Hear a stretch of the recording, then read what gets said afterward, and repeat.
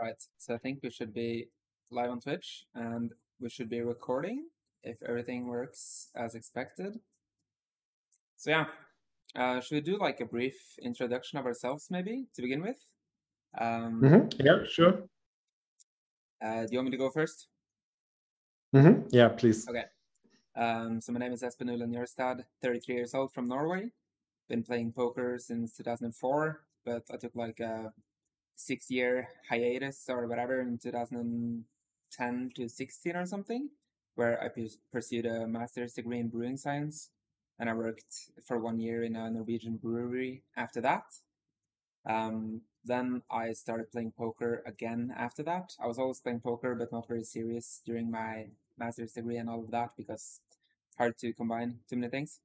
But after my master's, I worked for 1 year, and then I kind of went back into poker after that. I was playing a bunch of cash games back then. This was in 2017, maybe. I started taking it more seriously again. So for the last 4 or 5 years, I would say it's been quite serious.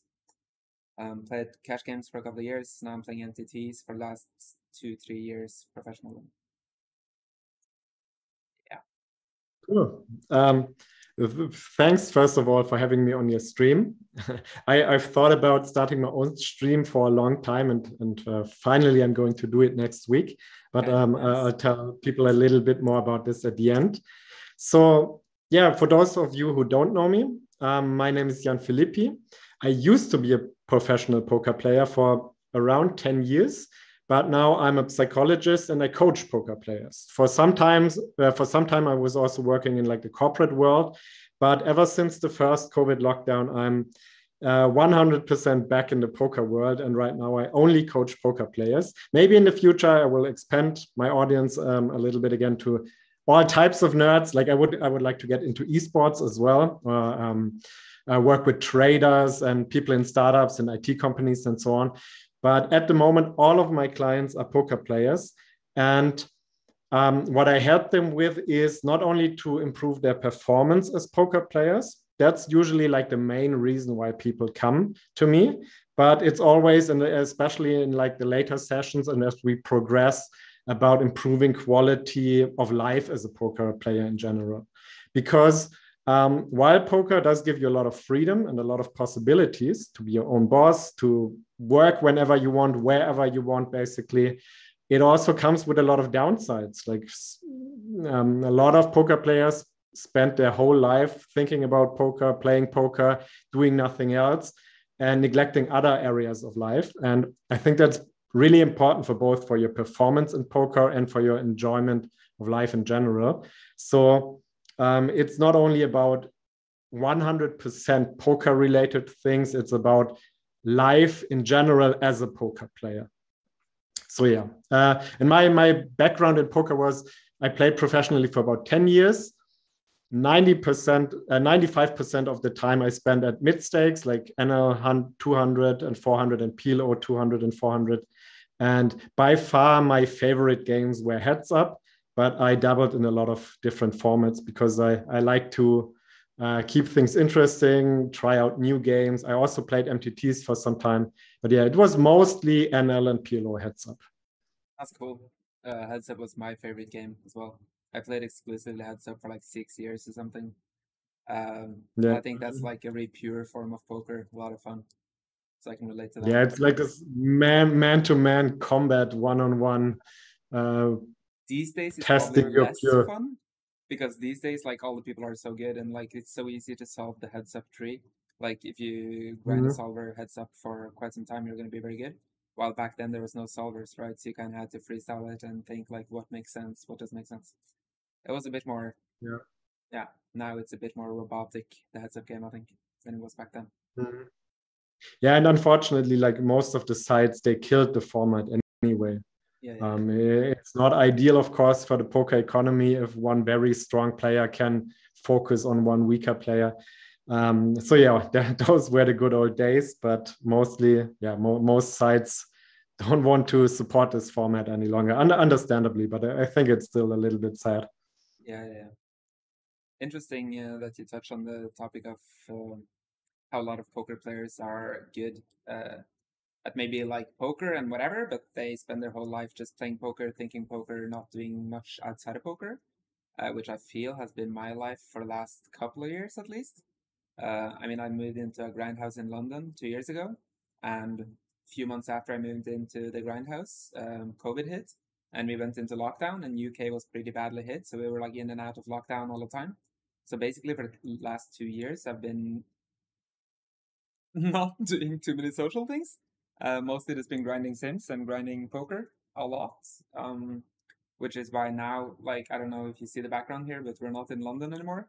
We are in Phuket, Thailand, so a bit more relaxed surroundings. And I feel like the sense of gratitude I have after staying here now for 3-4 weeks is insane. It's such an improvement in life quality from just sitting in London in front of my computer, clicking buttons and grinding Sims 24/7. Feels very Yeah. good. I'm a little bit jealous, to be honest. I went to Thailand 4 times, and like the first 2 times I went, I was still playing poker. The third and the fourth time, I was only doing coaching. And every time I went there, I was actually very much focused on work. I would spend there for quite some time, but I experienced exactly the same things. Like the very small changes of your everyday life, they can make such a big difference. You're probably playing poker at the moment a lot, right?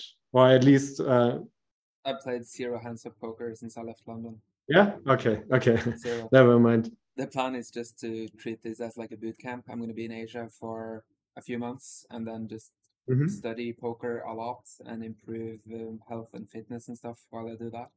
And then be like as mentally and physically and study wise prepared for poker again until Scoop comes around, which is April, I guess, Mhm. start of April. So plan is just like to treat this as a boot camp and work really hard on my game and overall on myself, and then be ready when Scoop comes around. Mhm.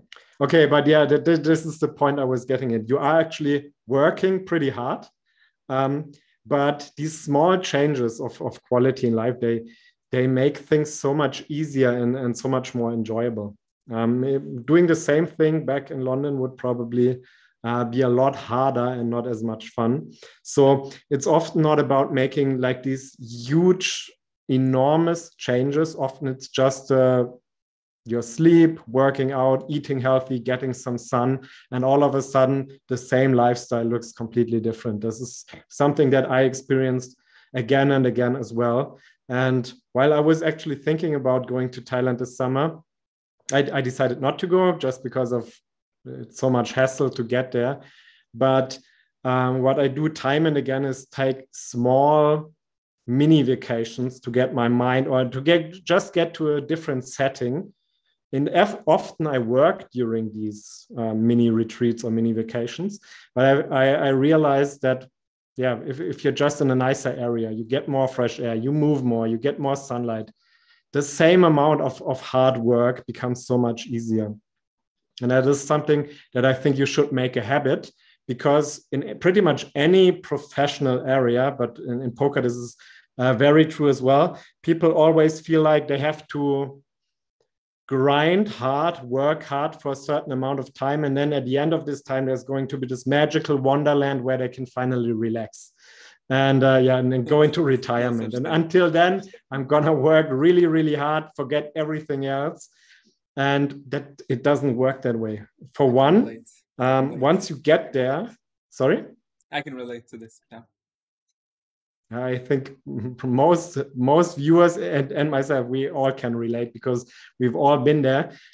And that's understandable because we've been taught that. We've been taught to work towards retirement and then we can finally enjoy life. Or we were taught to work towards the end of school, the end of university, and so on. Always this big goal. And once we're there, then life is finally going to be good and enjoyable. And it's just absolutely not true. You have to learn to take time off and enjoy life right now. Otherwise, if you, I don't know, if you're planning to prepare in 5, 10, 20 years, you will have 5, 10, 20 years of bad habits ingrained into you. You will have been training really unhealthy ways of thinking and behaving that will be really, really hard to get rid of later. Because if you've been working hard for 10 years and all of a sudden you're doing nothing, you will feel incredibly dissatisfied and anxious and nervous, and your whole body, your whole system will be used to constantly do something, and all of a sudden you're supposed to do nothing and sit at the beach. That's not going to work. And it's also not something, of course, it can be a lot of fun to do nothing for a week or so, or even longer. But in general, we want to stay active and do something and progress and improve our lives for our whole life. Doesn't necessarily have to mean making money and working hard. It can be something completely different. Once you're retired and you have enough money, look for a different challenge, but you will still need something to do, something to challenge yourself. This reminds me of this. I'm trying to remember what this concept is called. You probably know this. It's from a concept in psychology where you have this hefty goal. Either it's finishing education, getting a promotion, reaching your fitness goals, whatever it is, right? Once you reach that goal, you think you're going to be so happy. But what actually happens is that people tend to fall into depressions or be very unhappy when they reach their goal because now what am I doing? Because I think like what gives most people enjoyment and gratitude, satisfaction, whatever, is the journey itself, right? They're progressing towards something, they're working towards their goal, right? Actually reaching the goal is not a big, doesn't reward people too much, I think, in general. I think for most people, the journey is more rewarding in itself. Yeah, I don't know. Do you know this? Do you agree with this, or is this? Yeah, 100% agree. Absolutely. I think it can be valuable, or it is valuable to celebrate goals, like these action goals. Set a goal, achieve it, celebrate it, but don't expect the happiness to last for very long. If I think about let's say, two of the things I'm most proud in my life were finishing university and having my first MMA fight.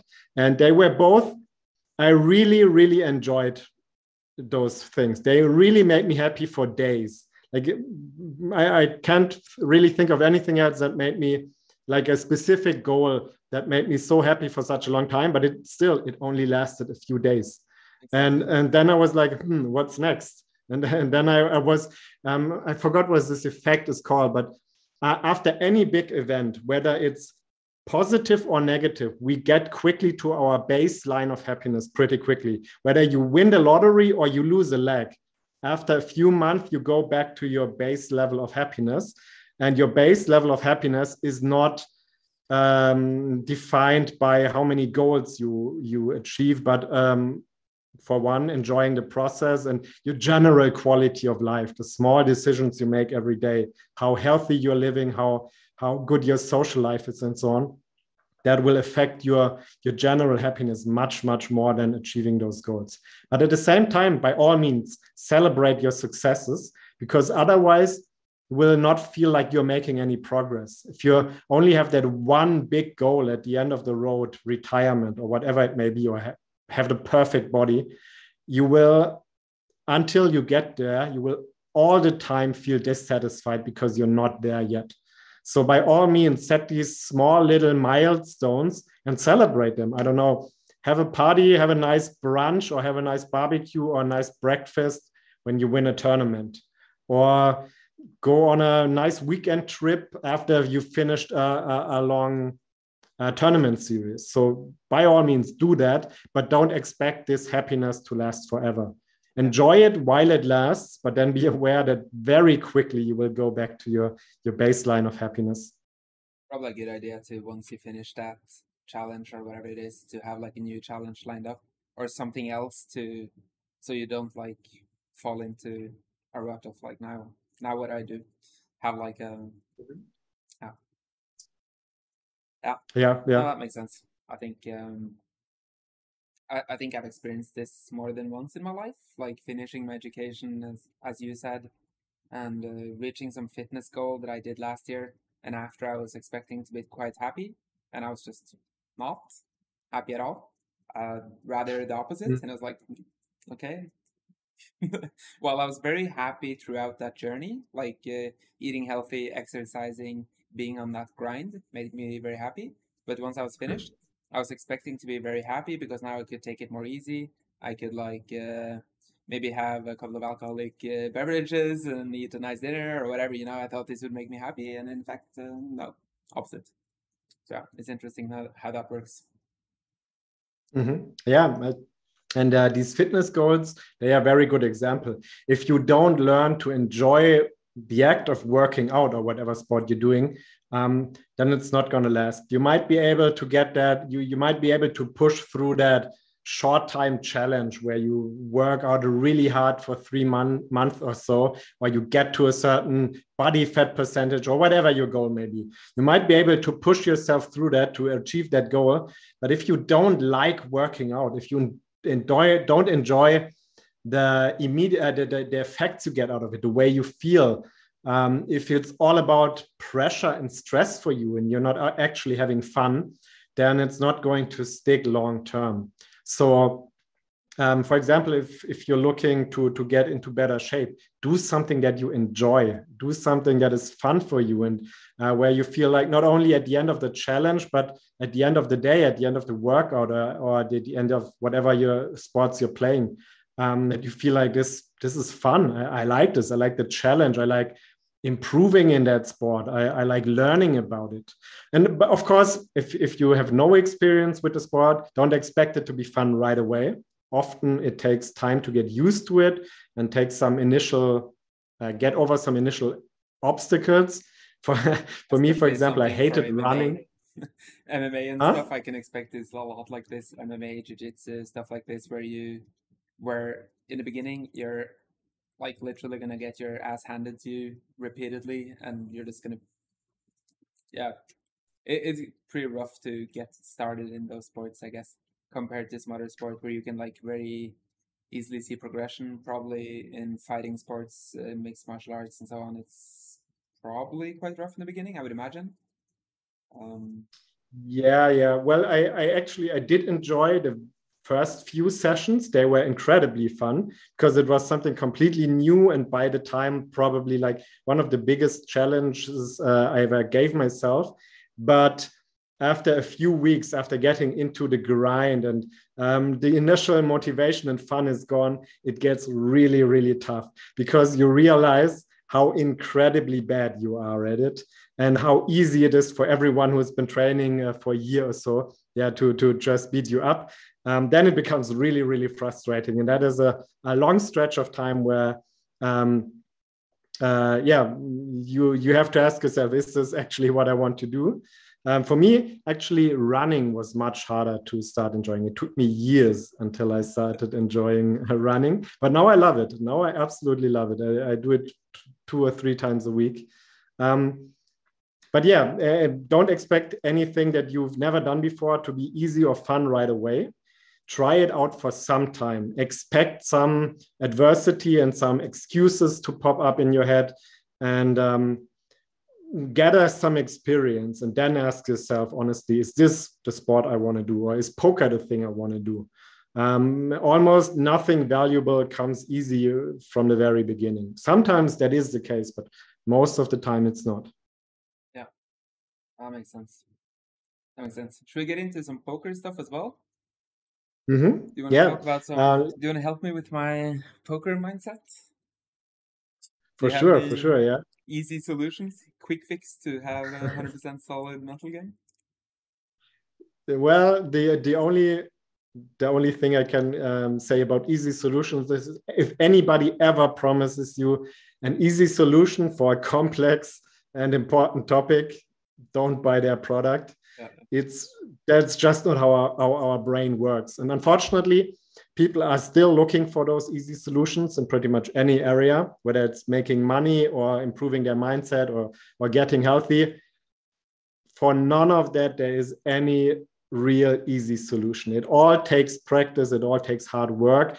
And most importantly, it takes your personal commitment. Like the best coach, the best product, the best book will not help you if you are not ready to commit to it yet. And that often, unfortunately, only comes when there's a lot of pain involved.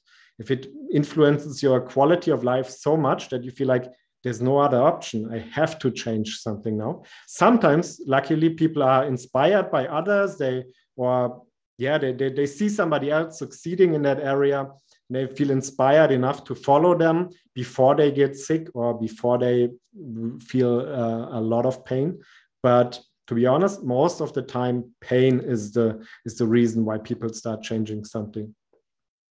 So yeah, please don't look for easy solutions, and ask yourself, regardless of which area it is, are you ready to put in time and effort and energy? Are you ready to deal with all the adversity that comes with it? And in many cases, of course, also financial investment. Are you ready to do that? And yeah, for example, self-help books, they are a pretty obvious example how like the easy solutions don't work. They can be great inspiration and they can support you on your journey, but they are almost never going to solve the problem on their own, because a book just doesn't create enough commitment. You don't feel personally committed towards a book. And even though often the authors actually write in their books, please do the exercise. Don't turn the page before you've done the exercise. Really, this book is worthless if you don't do the exercise. And even myself, I turn the page and don't do the exercise, of course. And that's one of the reasons why coaching works, because you feel personally committed towards the group or towards the coach and towards yourself, because you invested money in it, you invest time in it, and also the coach or the group invests time and energy into it. So you feel much more committed to do actually do something. Before the stream, you mentioned a really interesting topic that I haven't talked about yet, but I think that a lot of people can relate to.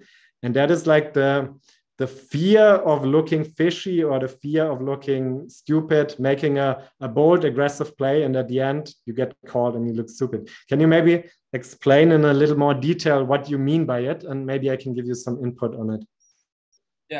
Yeah, no, before the stream, you asked me like what were my mindset leaks and where do I feel I have, if I had any tilt issues or mental game problems in general. And I started to think to myself, like, I've never really had tilt issues. I'm very like baseline, calm, not really, never like really overly happy or overly sad, or I'm like pretty baseline person, and I don't like never had any tilt issues. But I think I have some relates to ego, I guess, where I'm afraid to make certain moves sometimes because it might look stupid if I'm wrong. I remember when I moved into this grindhouse in London, there is Can you tell Jan to stop dodging my messages? Thanks. Did you hear that? No? Okay. Something going on in the back? Yeah. Someone just subscribed to our Twitch channel saying, "Can you please tell Jan to stop ignoring my messages," or something like that. Yeah, I will. It's it's a friend of mine, and he's trolling. He has been ignoring my really important WhatsApp messages for like a week, and he's an idiot for it. All right, I'm gonna mute that alert box for now. Okay, there we go. So, anyways, I remember when I moved into this grindhouse, one of the people living there is Preben Stokkan is like one of the best poker players in my mind. Definitely like the best tournament player from Norway for many, many years now. And I had a lot of respect for him and admiration. And I remember in the beginning when we were living together, I was kind of afraid to show him some of my hands. We would like discuss hands together and whatnot. And I would be afraid because I was so sure I was going to be judged because he's such a good player and blah, blah, blah, blah, blah, you know? And I don't know, like, I still feel this concept sometimes, or this thing sometimes when I'm streaming on Twitch as well. Like no matter who's watching, if it's like 50 viewers or 500 viewers, and it doesn't matter who's watching, you know. I just feel like, do I want to do this now? And I'm gonna look incredibly stupid if it's wrong. And I try to forget it, but I still think it affects me like subconsciously sometimes, because it's just like maybe I'm not like confident enough, or maybe there's like something from childhood or insecurities, or I don't know what it is. But in any case, like I feel like that's probably my main leak. That's I just like don't pull the trigger enough, even though I feel I should pull the trigger, but I know it's gonna look very stupid if I'm wrong. Mhm. I don't know if this is something you you see a lot in your coaching, if it's like a common trait, or if it's yeah. I feel like this is probably the number one. Like when you asked me what my problems is in poker, this was like the first thing that I could like pinpoint. Mhm. Well, first of all, I would say that's if you say that's your biggest league, then you're in a luxurious position, because I think many players I know have like much bigger leagues that affect them in a more profound way. But it is still something that is fairly common, I would say. Just for most people, it's not the most pressing issue because they have bigger leagues. But actually, in some form, this fear of being afraid, that is something that pretty much everyone has. And do you have maybe an idea why that is? Why are we so afraid to look stupid or to be judged? Like from my own, like I've never spoken to a psychologist or a therapist or anything like this. No, not yeah, but I mean, like people in general, like humans in general. Why are they Humans so in general, afraid to look stupid? Yeah. it's just stems from insecurities, right? The way I see it, it probably stems a lot from insecurities. I think that's the way it is for me, at least. It's just because I used to be like very insecure human being, and I think I still have like remains of that or residue of that in my personality, where some parts of that is still in me, and I don't feel secure enough to do these things. Um, I would guess that's the problem for most people when it comes to stuff like this, but you know way better, so I'll let you give me the correct answer here. Yeah, well, actually, I think what you said is absolutely correct. I was actually aiming at something different, but what you said is correct as well. Like on a very deepest level, it's the fear of rejection. Like evolutionary, being part of the group, not being rejected by the group, was the most important thing of them all in order to survive. So that fear of being excluded from the group, the fear of being judged negatively, is like the deepest, biggest fear that pretty much all of us have. That's why people are so terribly afraid of public speaking. Like it's actually in reality, it's like it's super harmless. There's no real danger when you speak publicly nowadays, at least. Yeah. But back in the day, if you would say the wrong thing, you would be excluded from the group and die. So our fear of getting excluded from the group is very, very deeply rooted in evolutionary history. But what you said, something different, but I completely agree with it as well. We are often insecure about this because we are not trained, we are not taught to deal with these types of situations. Actually, we're being taught the exact opposite. In school, in university, and so on, you have to be perfect. Like it's all about getting good grades, getting good results. And it's not at all about dealing with adversity, with dealing with difficult emotions or setbacks or making mistakes. Like we are actually actively discouraged from making mistakes. You have to avoid mistakes. And that's why often people try to hide their weaknesses, try to hide their flaws, and try to prevent making mistakes publicly. And that is, I think, incredibly harmful for our general sense of self-worth and self-confidence. And I think learning to make mistakes and learning to look stupid sometimes and dealing with it or even owning it, like I think something that comes across or is really, really confident is if you can laugh about your own mistakes. If you can do something stupid and then laugh about it while everyone is watching. Yeah. Actually, I had a funny situation yesterday. I was at the doctor's office and I dropped like this, what is it called? Like the thing you put your coat on, where you hang your coat on. It was made out of metal. So when it dropped to the floor, it was really, really loud. And everyone was watching at me. And the second that happened, I realized like 5 years ago, I would have gone red. I would have blushed. I would have started sweating. It would have been super uncomfortable for me. But yesterday I was like, I'm an idiot. That happened. Now everyone is watching.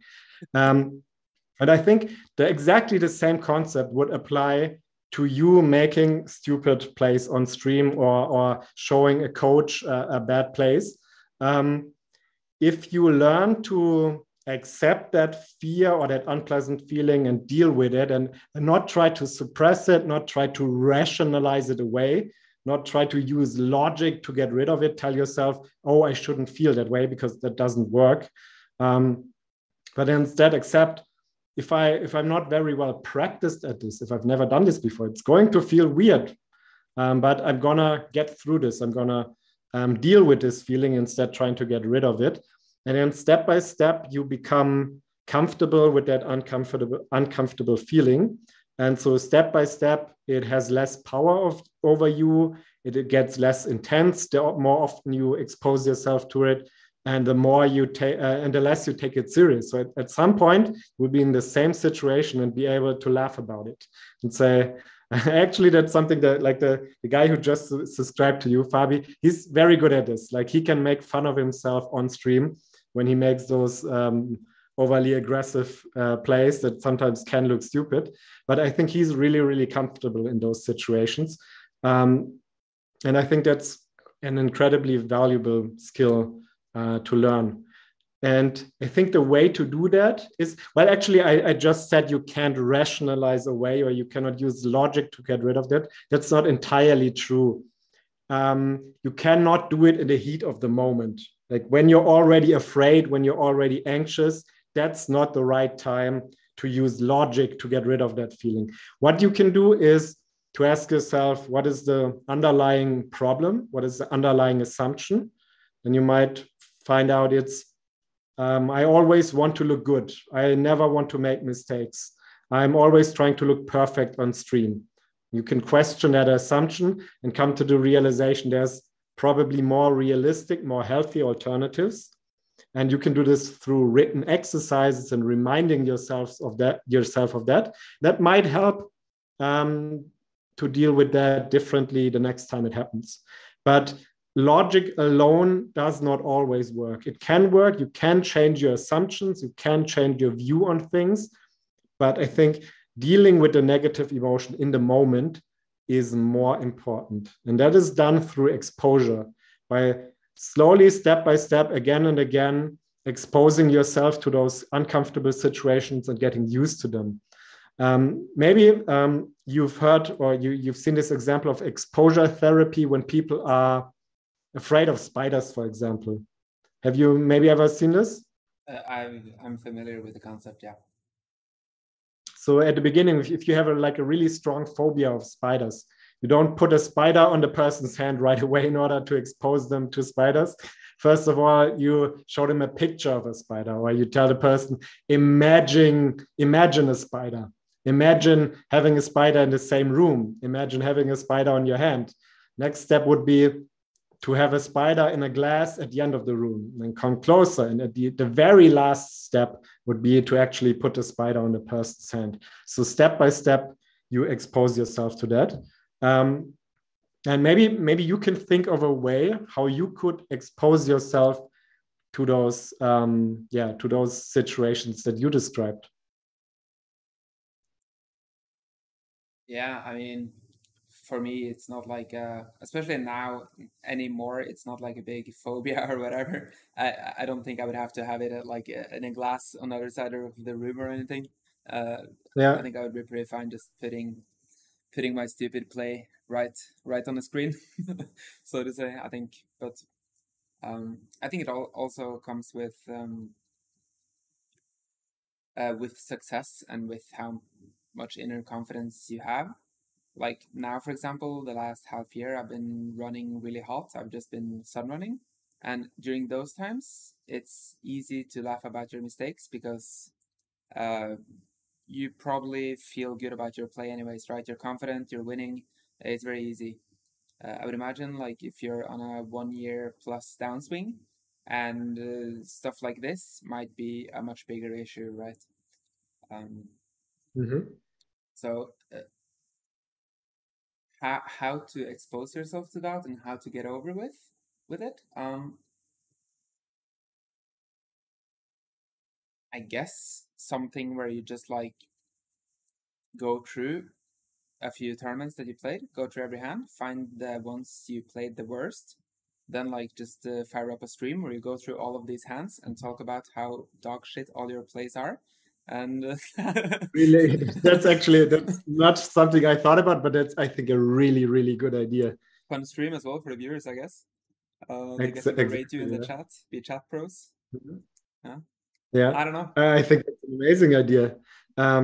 Exactly. You at the same time you learn to not be so serious about it, and you also you're also like you're delivering a message as well, telling people it's okay to make mistakes. It's possible to own your mistakes and be confident about them. And something important that you just mentioned, I think, is really valuable to know or to think that way, is that you mentioned something important, that if you're running well, your confidence is up, and if you're running poorly, your confidence is down. And that is a very, very common issue with poker players, but people who prioritize only their work life in general. All of their confidence becomes very, very dependent on financial success. And especially in poker, that's a bad idea, because you don't completely control your financial success. But even in any other area of life, if all your confidence is dependent on the money you make or how well you're doing professionally, it's going to be very volatile. It's going to be very unstable. And one of the most important books I've ever read, I think, is The Six Pillars of Self-Esteem. And the basic idea is just that there are more areas that define your confidence than just your professional success. Of course, that is part of it. It's an important part of it, but there's other areas in life that define your confidence. For example, how much you're in alignment with your values, how aware you are of your values, and how much in alignment you live with them. But also, of course, like your social life, your health, your ability to focus on the present moment. And because if you're constantly thinking about the past or the future, what went wrong in the past, what mistakes you made, or everything bad that could happen in the future, that is, of course, also going to drag your confidence down. While when you're present, you might recognize the difference right now in Thailand. There's less stress, there's less to worry about. You're probably, just because you're in Thailand, you're more present in the moment, you're more relaxed. And that, of course, makes you come across or also feel more confident. So yeah, that's a very common thing amongst poker players, that all of their confidence is dependent on poker. And it often leads to this bizarre situation where really good poker players, they are even to the point of arrogance, where they become like really snobby and arrogant about their poker skill, berate others. Like in Vienna, I remember this one bizarre situation. There was one guy, he was a really, really good tournament player. The other guy was also a really, really good poker player. But maybe there was like 10% skill difference, whatever, it doesn't matter. Maybe the one guy was actually 10% better than the other, but he would go on about how terrible this guy is, how he made this one misplay in a tournament and how he's much better. And he would get really arrogant about this. And I was in my head, I was like, dude, who fucking cares? It's poker. It's one thing out of a million that are important in life. And you're feeling better than this guy because you have like some tiny bit of theoretical knowledge more than that. Who cares? That's like such a small part of life. Very typical, I think. Yeah. Very typical and very relatable, and very like having stuff going on in your life outside of poker is going to just be like super alpha omega when it comes to happiness. If you're on a downswing, if you're playing tournament poker, inevitably there will be downswings. And if all you care about is your poker results, I mean, you're gonna have a rough time, right? Having like a fitness routine, a social life, girlfriend, whatever it might be outside of poker. So you have things where you're succeeding in life outside of poker is gonna just be super important, I think, to be sustainable in poker. Yeah, absolutely agree. And that's why I always like, I don't advertise my coaching as super hardcore performance improvement, become the best poker player ever, but instead create a lifestyle as a poker player that is balanced and that you enjoy. Of course, success is part of that. Making money is an important reason to become a poker player. But if that's all you care about, even if you become successful, you're not going to enjoy it. So yeah, it's not the black and white easy solution that people often look for. But the truth is you need balance in order to be successful and happy. Maybe one thing I would like to ask you, something that you mentioned in the beginning, maybe as a reminder, if people want to ask questions, go ahead, write them in the chat right now, and we will answer them at the end. But before we do that, I would like to ask you, why do you think you don't tilt as much as other players do? Has that always been the case? And if so, can you maybe reconstruct why that is? Or is it something that you improved on? Did you, like earlier in your career, tilt a lot and improved it somehow? No, I never did really. And I remember like when we would play, because I played a lot of video games in my in my teenage years. We played a lot of Counter-Strike, Warcraft, Dota, World of Warcraft, whatever. And I remember when we were at LANs or computer parties or whatever it's called, I remember people would, a lot of my friends, a lot of my peers would slam their keyboards, slap their monitor, fucking throw their water bottle. They would do stuff when they made mistakes, or if their teammates made mistakes or whatever it would be. They would have really like aggressive emotional outbursts towards the game, which to me was insanity. And I would always just sit there and kind of in disbelief and be like, what the fuck is going on? So I think it's just like always been a part of me. I think I took that from video games into poker. And thing is that when I started with poker, I kind of treated it as a video game. I wasn't really doing it for the money. I was just trying to beat the next level, basically, right? I was climbing the stakes and treating it as a video game. I had no aspirations of becoming rich or anything like this. I just wanted to beat the video game. So I had no like really emotional, it's very easy to be emotionally distant from the outcomes if you're not really depending on the outcomes, right? If you have a family to support for, you're in makeup, you're in a downswing, it's probably a lot tougher. But for me, that was never the case. I've never been in that spot, so I've just been lucky in that way. I think that I've never really depended on it in the same way. It's just been a game for me, and yeah, then I think it's very easy to have a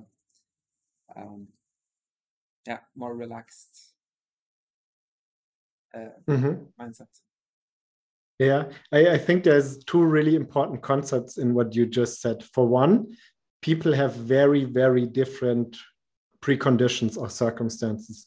Like you don't have a family that you support. You didn't start in makeup, or you are not in makeup. It's of course going to be completely different for that person who is in makeup and who has a family to support. So when you are wondering, when people are wondering, why is this good guy so good at dealing with tilt? Why does he never tilt? Why is he so chill? Don't compare yourself to that person. He has different circumstances, different upbringing, different genetics, completely different situations. So it makes absolutely no sense to compare yourself to that. Maybe you can get some inspiration and ask people if they are aware of why they are so good at it. You can ask them for advice. And some people are really good at explaining that and really know why they are not tilting. Some of them are actually just like unconsciously competent. They don't know why. Maybe they've learned it really, really early to deal with difficult situations. Maybe they had great parents who taught them emotional competence. Not everyone who is good at dealing with tilt is also good at coaching dealing with tilt or explaining why they are so good at it. And there's so many factors influencing it. It really doesn't matter why that person doesn't tilt. The only question you can ask yourself is, or should ask yourself is, what can I get out of this? Can this person inspire me or help me to improve my tilt issues? Then it's all about working on yourself and not thinking too much about what others do. And asking yourself, not how can I become as good as that person, but how can I become a little bit better? And the other thing you said is this mindset of approaching it as a video game. And that is, I think, perfectly in line with what we talked earlier about, the enjoyment of the process, being focused on the challenge, being focused on improving, being focused on beating the next level, and not so much on the outcome. And of course, in poker, that is not so easy, especially if you're dependent on the money. If like winning poker money makes a big difference in your social status, in the things you can do in life, getting out of a bad situation. But the more you adapt this mindset of it's about a challenge, it's about improving, it's about staying focused, it's about enjoying the game, the more you're also going to get positive results, for sure. So yeah, I think there's two really valuable messages in there. And then, yeah, be aware that life is not fair. The world is not fair. Some people have better genetic preconditions for dealing with it. Some people are just genetically more determined to be chill and relaxed. At the same time, you said you don't have these extreme lows, you don't have these extreme ups. Yeah. A lot of people are different. They have these extreme ups and downs. Actually, me, I'm more of a baseline person as well. I don't get excited easily, but also I don't get I don't feel really terribly low very often. Yeah. So be aware that everyone is different. Everyone has had very, very different conditions and upbringings. And the only important question is, what can you do today in order to improve for the future? Yeah, I think that makes sense. I have a lot of friends in my network who I greatly respect their intelligence and abilities in poker and abilities and other things in life, but they have like extreme tilt issues, and they go on like these tirades about whatever it is, like Bitcoin is down 10% today, or they lost like big all in on the final table bubble or whatever. And it's very interesting to see how people that are so smart and so otherwise like they can get so stuck up in these like small, kind of insignificant things, to be fair. Like, yeah, I'm not gonna out anyone, but I have like a really good friend who's like really successful, who's doing very well, and if he has like a small thing that doesn't go his way, it's very painful for him. And it's so interesting to me to see how people can let small things like that affect their mood in a big way. For me, it seems very detrimental. From my perspective, it seems very unnecessary to let yourself get in a bad mood and get tilted about these things when it's. But yeah, his argument is always, yeah, but then I blow off steam and then I'm fine after. I don't let it bottle up. I don't let it whatever. I blow it off and then I'm good.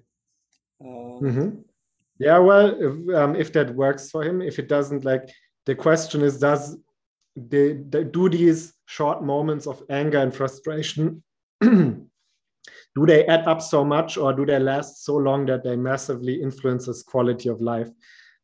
Because actually I myself, I like to rage and complain sometimes as well, but I never do it in like a super serious way. For me, it's actually fun to complain sometimes, especially nowadays with the lockdowns and so on.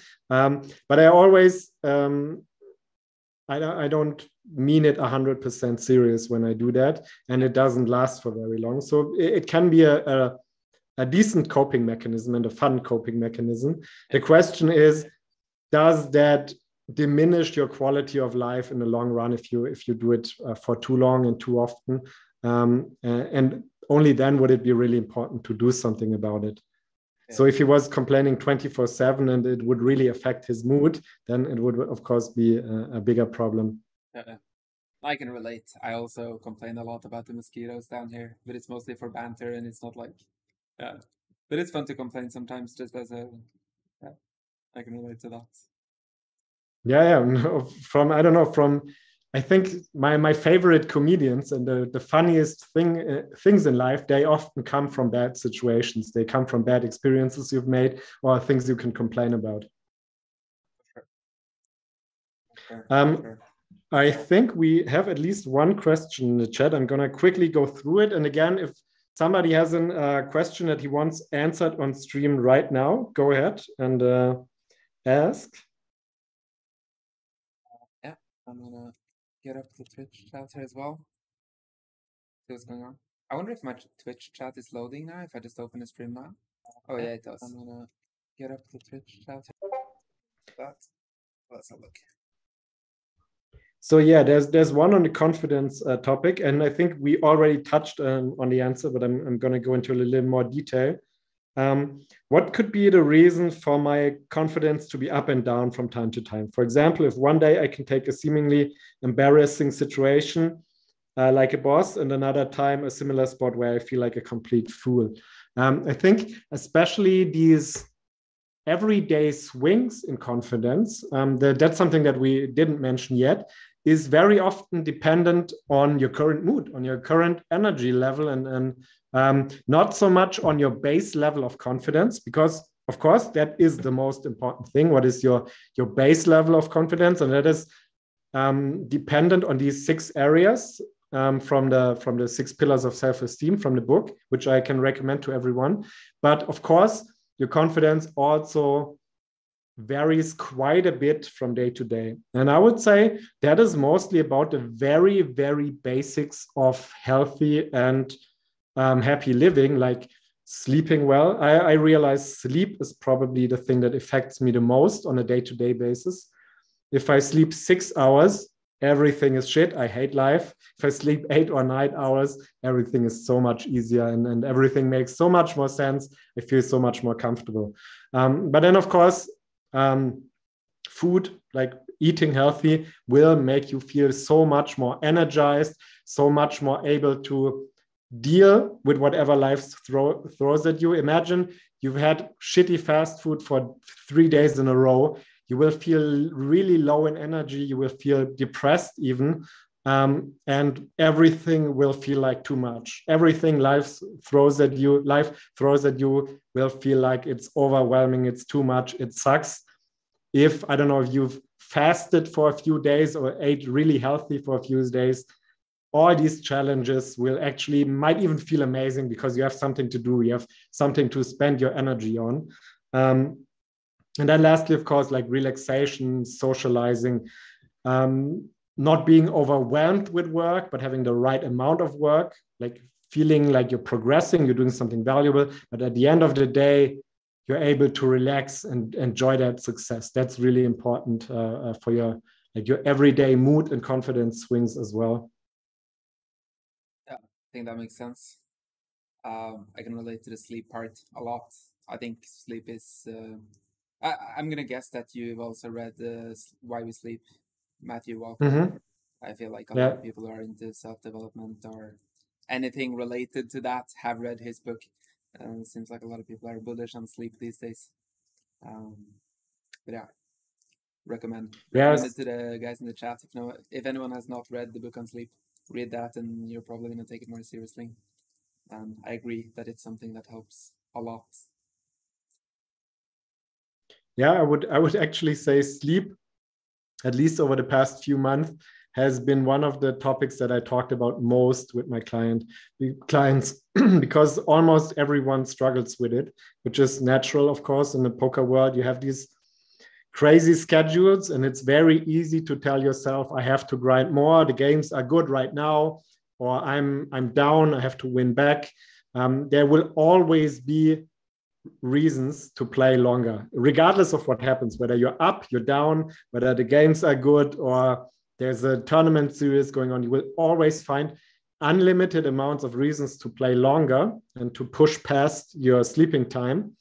The goal should be not to find that magic moment where there are no reasons and no excuses to play longer, but to set boundaries for yourself. And that is one of the big challenges of being a self-employed poker player, or being self-employed in general, is, for one, the big advantage: there are no boundaries, there are no rules, no boss telling you what to do.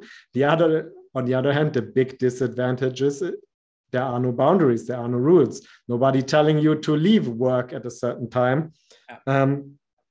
So that is something that you have to practice. And first of all, even become aware, like, how much does it affect me if I sleep enough or if I don't sleep enough? How much of a difference does it make in my quality of play, my quality of life? That is the first thing, to become aware of that. And then, of course, learn to set those boundaries for yourself. And it's not only with sleep, but many areas in life. You need to be able to set boundaries because nobody else will do it for you. People will step over your boundaries or not. They will not set your boundaries for you if you're not able to set them and communicate them to others as well. Yeah. What's the name of that book again? Daniel says, Why We Sleep, Matt Walker. Yeah. There was one question here I wanted to catch. Kind of lost it. Yeah, I can only see half the chat here, which is my mistake for not opening it sooner. Mastro says, maybe I missed it earlier, but do you have any tips on dealing with mistake tilt? I think a lot of players don't care about run by that much, but mostly if they make a big fuck up, it can stick in your head for quite some time. Yeah, well, that's pretty much exactly what we talked about for quite some time in the beginning. So just suggest to go ahead and rewatch the stream, because yeah, you said that's your biggest league, trying to avoid mistakes and trying not to look stupid. So yeah, just rewatch the whole thing, and you will get an in-depth answer on that. Yeah, like if you're dealing with mistake tilt, like it lets you, if you get tilted by making mistakes, you get like annoyed and you can't let it go.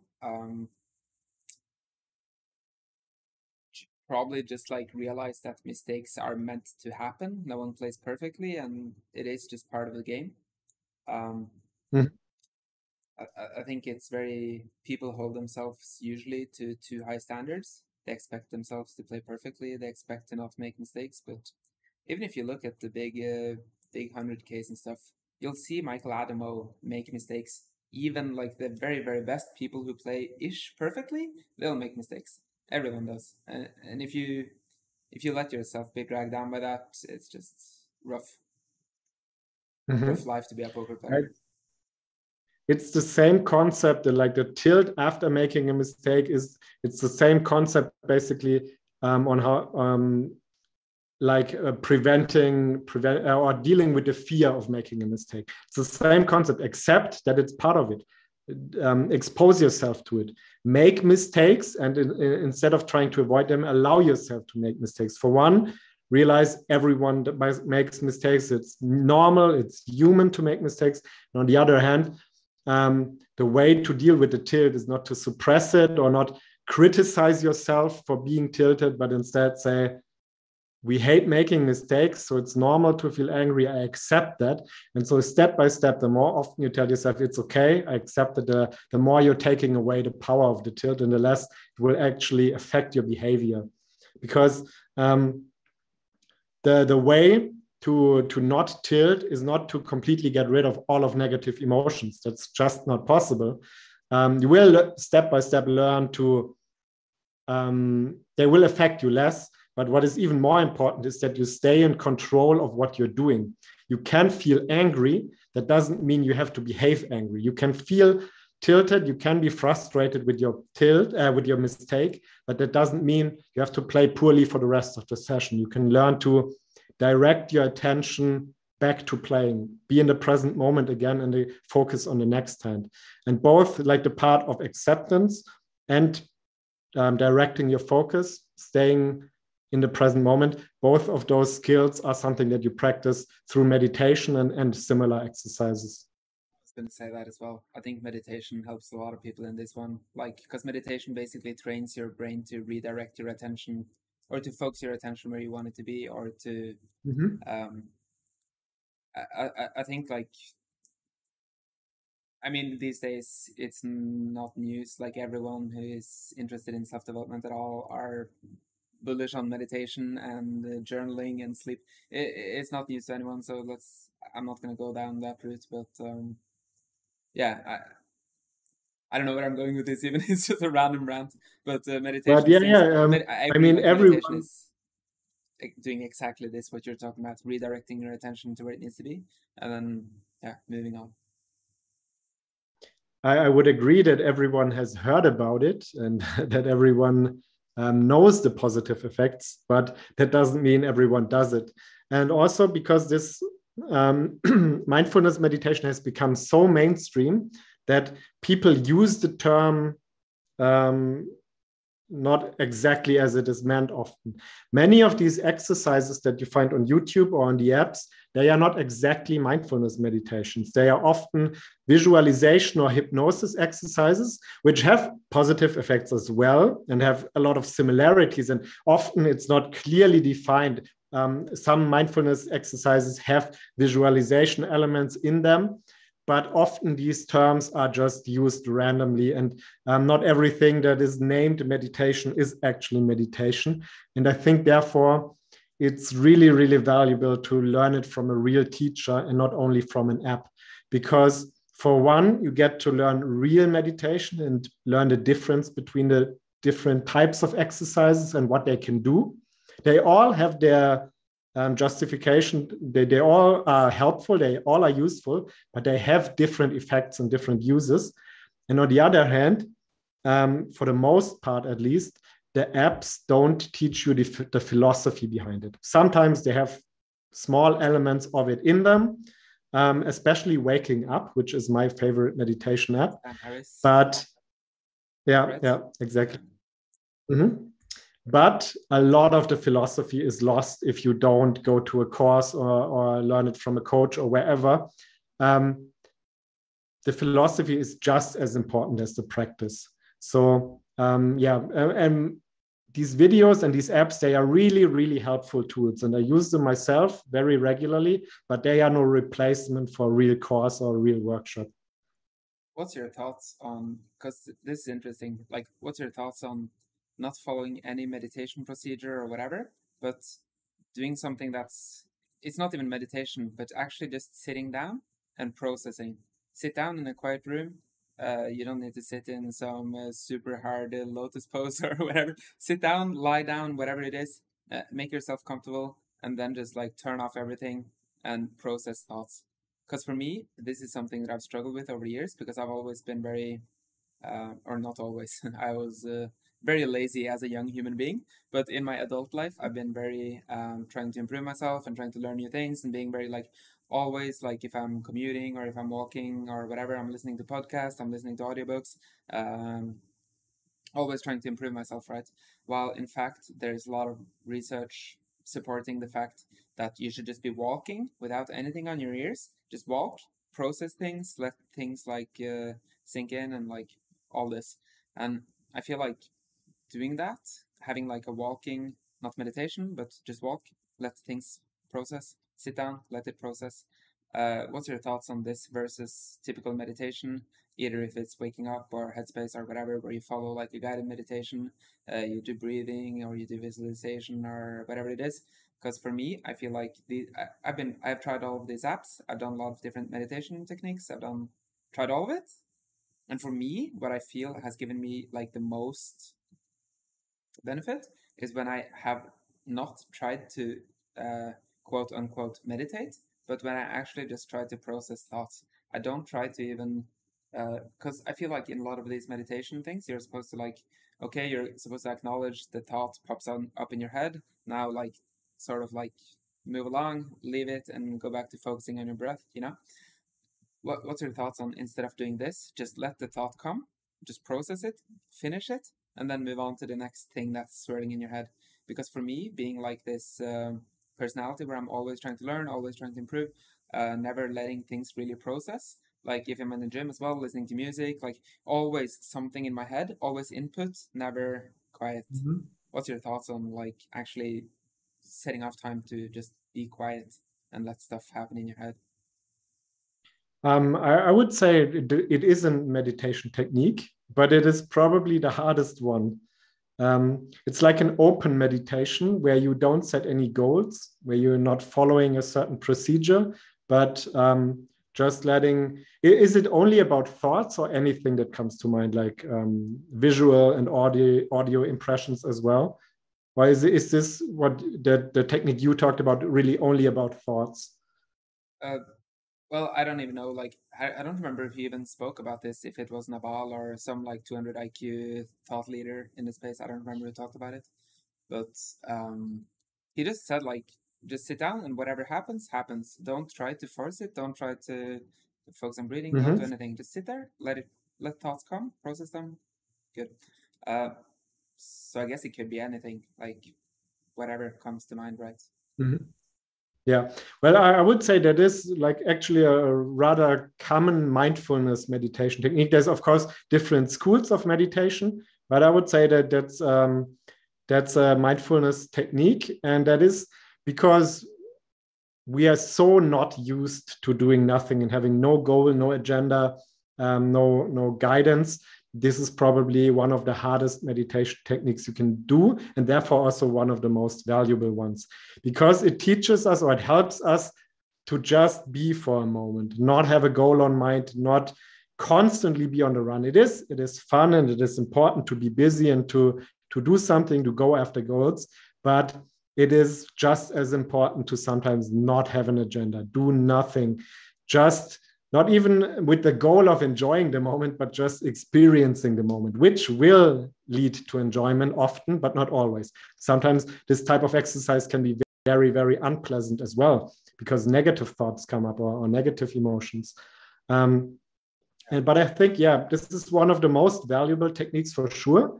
But I wouldn't stick to only one technique. Like all of them have their uses, all of them have common effects. Like pretty much any meditation exercise has multiple effects, and depending on what exactly you do, they might be more focused on one area. One might be more about just experiencing, just being, letting anything come to mind, being patient, being present. Another one might be more about focusing your attention, redirecting your attention between different things. And another one might have more visual elements where you imagine that you're sending love to someone or to yourself. Might be more about like feeling gratitude or feeling confidence or feeling love for others. So all of the techniques have their uses. And again, therefore, I think it's really good to have a teacher who can tell you what the different techniques are and what they do and what is not what and so on. There's just too much stuff out there to really have a good orientation if you don't have a teacher. Yeah. Have you ever done a silent retreat, like a 10-day silent retreat or whatnot? Sorry, mosquitoes. Not for 10 days. I think the longest I did was 3 or 4 days. Actually, to be honest, I think I would be bored out of my mind. I would hate it. And also like the things I know about the Vipassana retreats, I think I would just absolutely hate them. But I did definitely enjoy the short retreats. I did a lot. They were like a little more easy, I would say. They were a little more luxurious. Like you would get more food, you would get to sleep as long as you want and so on. And I did enjoy them a lot. But yeah, if I'm going to do a longer retreat, it's probably going to be my own. I would like to host one at some point, I think. But I just, with the typical Vipassana retreats, I simply don't agree with the way they do them. It's just a personal preference. I wouldn't want to do them. Maybe if somebody else offers something different but similar, I would do it. Yeah, but so far I've only done like the 3 or 4 days. Okay, yeah, because it sounds like, because you said like sometimes when you do this processing or whatever, you just sit down, a lot of negative emotions will come up because you're processing stuff, right? And I think that's like a very typical thing with this Vipassana retreats. On day X, if it's day 3 or day 7 or whatever, people will simply just break down, cry, have very like emotional outbursts because it's too much for them to just sit there and process and process and process, and it's sometimes like very emotionally draining, I think. I think probably most people would benefit a lot from doing, maybe not 10 days, but doing something like this, because I feel like our generation are like, I'm a dinosaur, but like even the younger generation that are like born with the smartphones in their hand, it's very addictive, right? Me myself, like if I have like 1 minute to myself, or 1 minute when nothing's happening, I'm whipping up my phone, checking Twitter or checking whatever Discord. I don't simply sit there, do some breathing, relax. I know I should be, but I don't, and it's. I think for most people it's like this. It's very addictive. They need constant input, feeding their brain with new info. It's like, yeah, I think this will be one of the biggest mental health challenges of the upcoming years to deal with that, because none of us, no generation that is currently living has learned to deal with that yet. Like I even see my parents, they got smartphones really, really late. And I see my father struggling with all the stupid shit that people post. He would get really upset at like super random Facebook posts that some guy he knew from way back in the day. Me and you, we both grew up without smartphones, and we still struggled with a lot. And imagine being 20 right now and having had a smartphone for basically all of your life. That is and crazy. TikTok And I think and Instagram and all of these like super powerful, like especially with like the Instagram culture where everything's perfect, everyone is displaying like the best version of themselves, the perfect life, the best dinner, the best trip, the best car, body, whatever. It must be like super detrimental to mental health. I would imagine. Yeah, and it is like the studies show this very, very clearly. Like so many things for young people, especially, are going down. Like they are more depressed, more anxious, less certain about the future, less optimistic. They have less sex as well. Like even though Tinder is out there, you would imagine it would be easier. Actually, it seems to be getting harder. And at the same time, this is a way where you can set yourself apart, where you can get a real head start in life, and then get a competitive edge if you're able to deal with that. If you are able to resist distraction well, you will get more done. You will be more focused, but also, of course, you will enjoy life more. And one really powerful quote that I heard, like, I think more than 10 years ago, or maybe 7 years ago or something, was when was the last time you were bored? Or do you remember what it was like to be bored in your childhood? And at that moment, I was like, no, I don't remember. I've been hooked on the internet for years and years. And then I remembered, yeah, back in my childhood, there were days when I was bored sometimes. There were afternoons where I wouldn't know what to do for hours. Imagine. And that is completely gone. It doesn't exist anymore for anyone, pretty much. And I said to myself, I want to learn to be bored again. And that is exactly what you do with this exercise you just described. Do nothing for some time. Just let whatever comes to mind come to mind, and deal with it. And maybe a small little practical input is two ways actually to specifically deal with the smartphone addiction. For one, that is called, what is it actually called?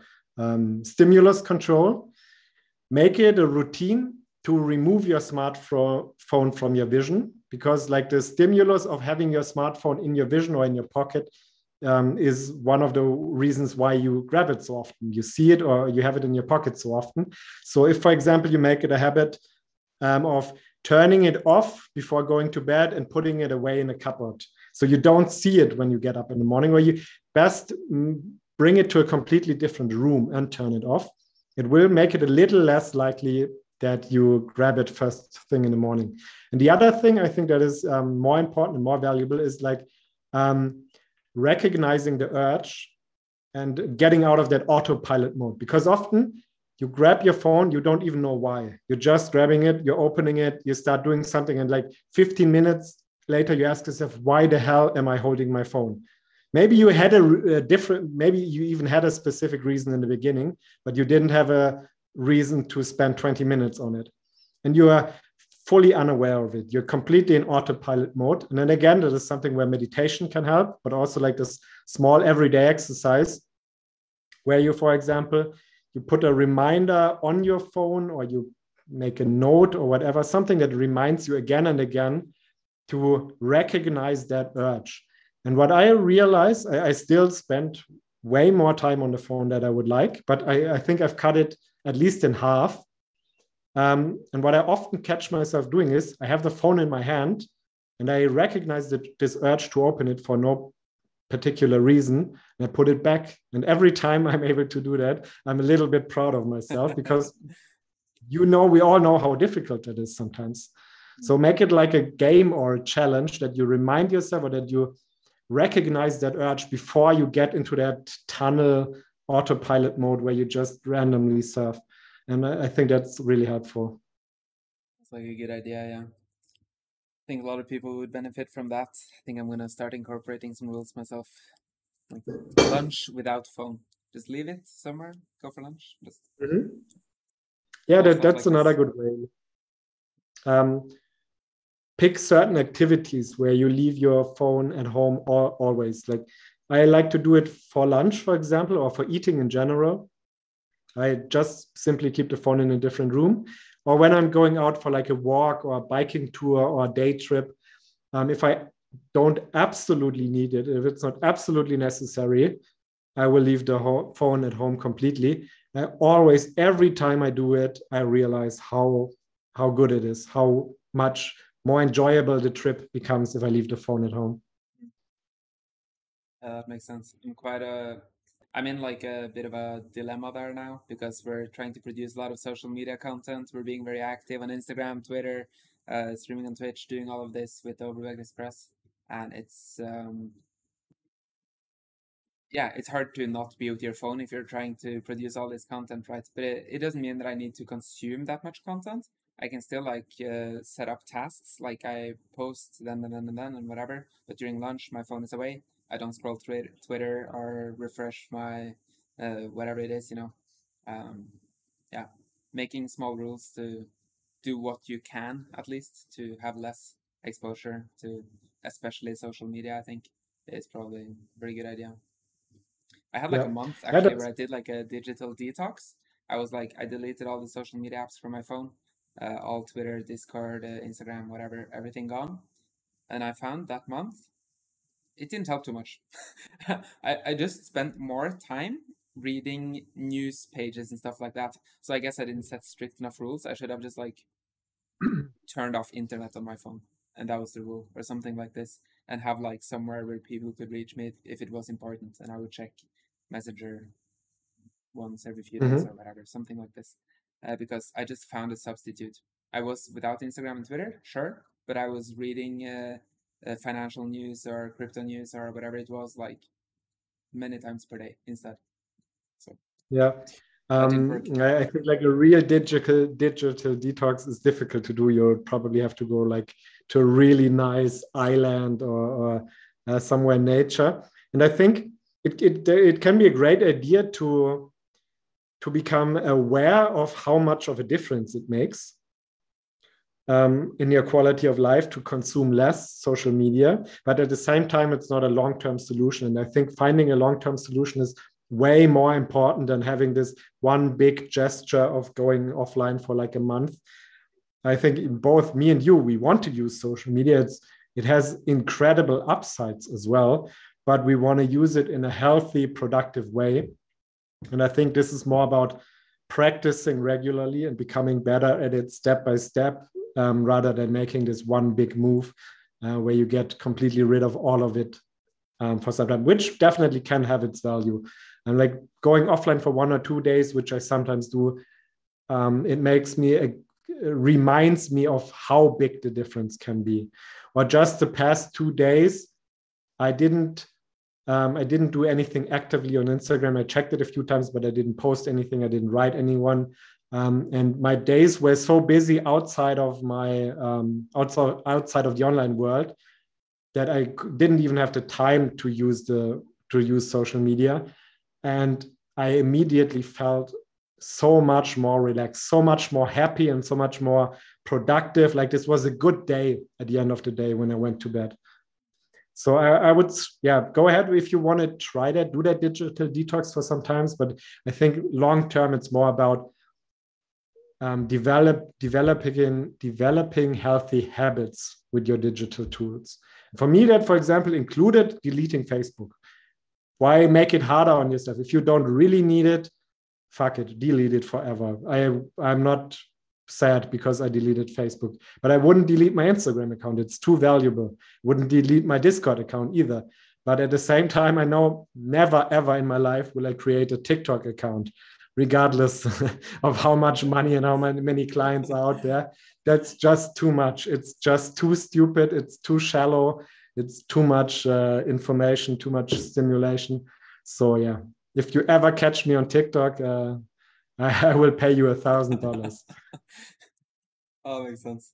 I actually created a TikTok account half a year ago or something. I posted very actively. It was like just highlight videos from Twitch and stuff like that. Posted actively for a week or so and fell off. I don't really like consuming it too much. TikTok seems to me like it can be very good if you have like a very nice feed or whatever with stuff you're interested in, but it takes time to build that, and it's very like dopamine intense. I feel like because you like just get new things all the time, and it's very. It seems like other social medias on steroids, basically. It's very Yeah, dopamine. Yeah. Anyways. that's exactly what it is. Yeah. Anyways. All right. Since I have my next client call in like 25 minutes, I would say let's wrap this up. Yeah. Let's do that. Thanks a lot for having me. In the future, thanks for when the talk. my stream is running, I will invite you over for sure as well. But it was a lot of fun. And if anybody wants to get in contact with me, maybe you can give me rights to post my website in my Instagram quickly. Yeah. What's your? Oh, I see it there. Or maybe you can. I'll just send you the links in chat, and then you can post them. Yeah, you can post it in chat now if you want to. Actually, you have. Oh, yeah. Okay. All right. I'll do that. All right. But yeah, let's wrap this up. Thank you so much for talking to me today. It's pretty interesting stuff. I think I hope the viewers found some value in it as well. I for sure did. I think especially when it comes to the stuff with reflecting on things and putting your phone away and stuff like that. I feel like those are probably the most valuable for people in general.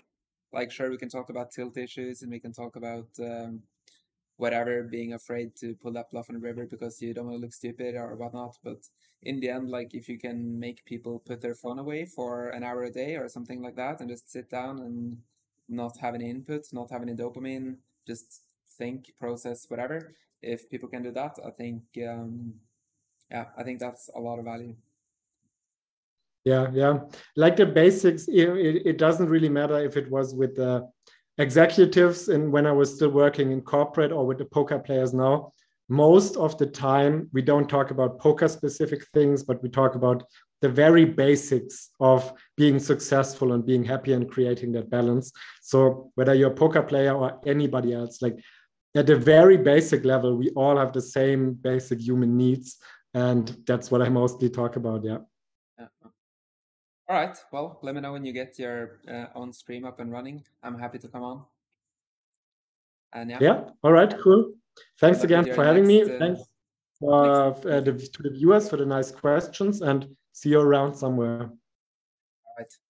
Thank you. And thanks for everyone watching. And yeah, talk to you later. Bye.